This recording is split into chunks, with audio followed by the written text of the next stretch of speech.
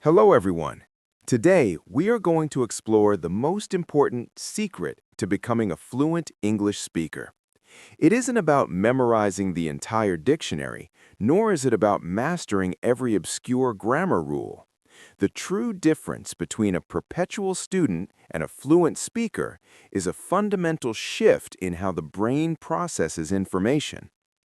Most language learners are stuck in what I call the translation trap. Think about your current process. When you want to say something in English, what happens? First, an idea forms in your native language. Second, your brain searches for the equivalent words in English. Third, you try to arrange those words according to English grammar. Finally, you speak. There are three major problems with this. It is slow. Your brain has to do double the work. This creates those long, awkward pauses in conversation. It is inaccurate. Languages are not just different words for the same things. They are different ways of seeing the world. When you translate literally, you sound unnatural. It is exhausting. After 20 minutes of translating, your brain feels fried. If you want to be fluent, you have to cut out the middleman. You have to remove your native language from the equation and create a direct link between your thoughts and English. Today, I will give you a 6-step roadmap to achieve this. The first step starts with the smallest units of language, nouns.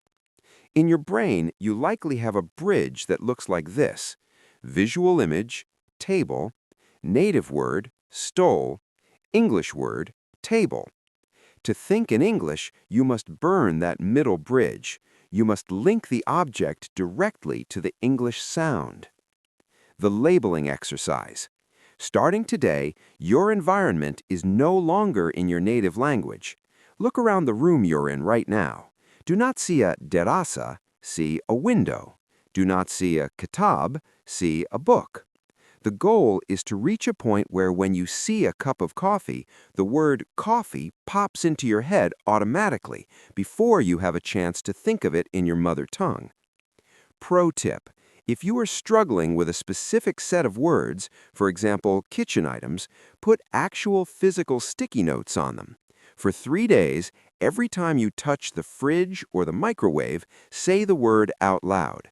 You are physically training your brain to associate the object with the English sound. Once you can name the actors, the nouns, you need to describe the action, the verbs. This leads us to a technique called self-narration. Children do this naturally when they play, and you should do it too. You must become the sports commentator of your own life. From the moment you wake up, describe your actions in simple, rhythmic sentences. I am waking up. I'm getting out of bed. I'm walking to the kitchen. I'm boiling some water for my tea. This does two things. First, it forces you to use the most common English structures, like the present continuous, until they become muscle memory. Second, it identifies gaps in your knowledge. If you are getting dressed and realize you don't know the word for shoelaces, you've just found a high-priority word to learn. Don't worry about being complex. The goal isn't to be a poet. The goal is to keep the English engine running in your head without stopping. We all have a voice in our heads. We use it to plan our day, argue with ourselves, or wonder what to eat for dinner. Usually, this voice speaks your native language. To think in English, you must change the default settings of this inner voice. This is the internal monologue phase. Instead of just describing what you are doing, start describing what you will do or what you think. Planning. Okay, first I'll go to the bank, then I'll meet Sarah. Wait, is Sarah free at 2 p.m.? I should check my phone. Deciding. I'm tired. Should I take a nap or finish this report? If I finish the report now, I'll be free later.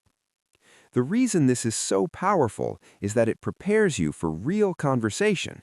Real talk is unpredictable.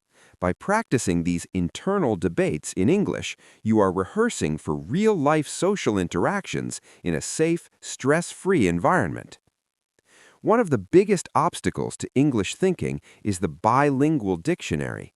When you see an English word and look up the native translation, you are strengthening the bridge back to your mother tongue. You are telling your brain, English is just a code for my real language. To break this, you must switch to a monolingual dictionary, English to English. When you look up a word like enormous, a bilingual dictionary says ulkan. Your brain stops there. But a monolingual dictionary says enormous, adjective, extremely large in size or amount.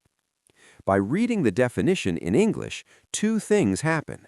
First, you stay in the English zone. Your brain doesn't have to switch back and forth. Second, you learn how to explain things. If you ever forget a word during a real conversation, you won't freeze. Because you've been using an English dictionary, you've learned how to use simple words like very big to describe a complex word like enormous. Your brain is a pattern recognition machine. If you surround it with English, it will eventually realize that English is a survival requirement. The digital switch. Change your phone and computer settings to English. You look at your phone 50 to 100 times a day.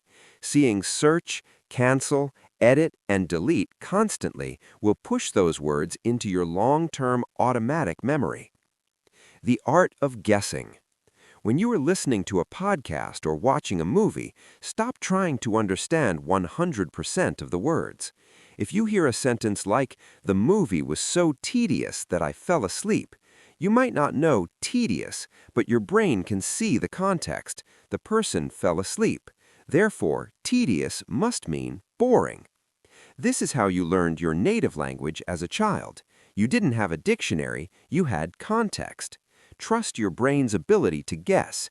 This reduces the panic of not knowing a word and allows the English flow to continue. In conclusion, thinking in English is not something that happens after you become fluent. It is the process that makes you fluent. It's like a muscle. At first, it will be weak. You will get a headache. You will want to quit and go back to the comfort of your native language.